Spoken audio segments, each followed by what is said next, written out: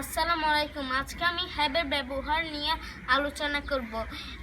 I have a cat.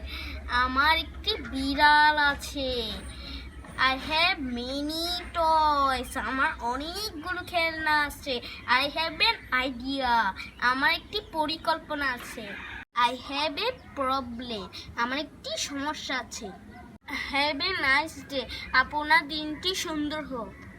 I do not have confidence.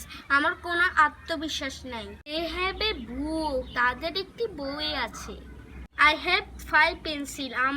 আমার 5টি pencil আছে। We have finished work. আমরা কাজ শেষ করেছি। You have nice dress. তোমার সুন্দর পোশাক আছে। Do you have a toys? তোমার খেলনা আছে। I should have play. আমার খেলা উচিত ছিল। Brown cow. আমার বাদামি গরু আছে। I have no money. আমার কোনো টাকা নেই। I could have done. আমি করতে পারতাম।